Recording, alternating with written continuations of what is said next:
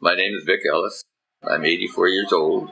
I've lived in Pilot Butte in the mid-50s until today.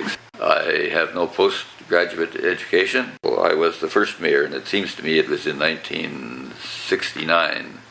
And then I was mayor until 1972. It was after the legislation was changed to have mayors in villages.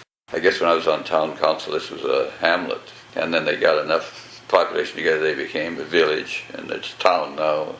And I think in 1975, Pilot Butte was the wealthiest community per capita in Saskatchewan. When we first moved here, there was no streets. I mean, and there was sort of houses scattered all over the place. There was a survey, and it was surveyed into lots. And I think a lot of the initial growth of the town conformed to those lots. Along the railway track, those were all surveyed. And then the people who lived here too, sort of the types of people that delivered services to that sort of community. I mean, when the railroad was being developed and all the rest of it, there used to be a hotel here, there was a jewelry store, and there was almost complete services. There was also 2 brick plants here. There was a white brick plant and a dark brick plant. And that's because of all the sand and they had most of the requirements for bricks. But they all shut down. So what was left here was people that were running a little store, and that's about all there was here when I first came. And as development, because the guy had built this fourplex, that was the reason we came out. Quite a large number of houses here. I mean, there isn't very much here in the way of industry. It still doesn't have any kind of economic base. Another interesting about Pilot Butte, there was lots owned by people all over North America, because at one point they had a huge amount of lots here, and they weren't selling, and of course it was a hamlet, and they didn't have, the monetary side of the community was not very good. So they had signs out on the highway where you could buy a lot for $50 in Pilot Butte. And there were people from California and Florida, and there were people offshore, some offshore people that had bought lots here too. I mean, there's been good developers. Like when Butte Homes came here, it was because it was a town years ago. Like the whole CPR railroad sort of centered around the resources that are here in Pilot Butte, and one of them was water. That was back in the old steam engine days, and the best well that the CPR had right across Canada was right here in Pilot Butte. It's kind of an interesting story there. In the 30s, CPR let a contract out to deepen the wells along the main line to increase the supply of water.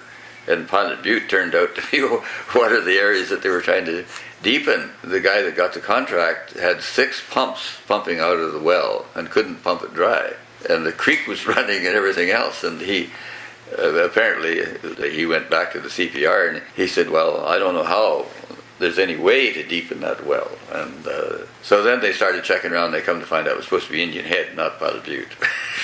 But the water supply here, it's only, you go down in the pit back here and you can take a shovel and dig down this far and you're in the water table. Now the water's all contaminated now. Of course you can't use that water anymore. Part of the reason for that was because of the pump out sewage systems that we had here back in the 50s. The town grew quite substantially when Butte Homes were putting houses in here, and consequently the whole water table got contaminated.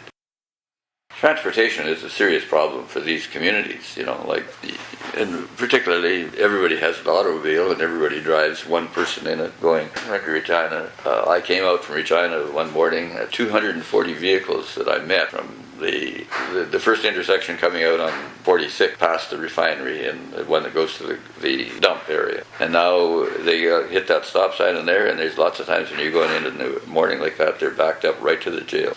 Well, now they're going to run the highway right into the city, and then it turns and goes south and goes around the city. But the turn is still in the city limits. Then we come to the high collision zone, and that goes all the way through from there to the other side of White City. And then we got another little space there. It's not too bad to Balgony. But the highway should have turned south at Balgony and completely bypassed Regina, because now all they're doing now is they're going to load more people onto the high collision zone.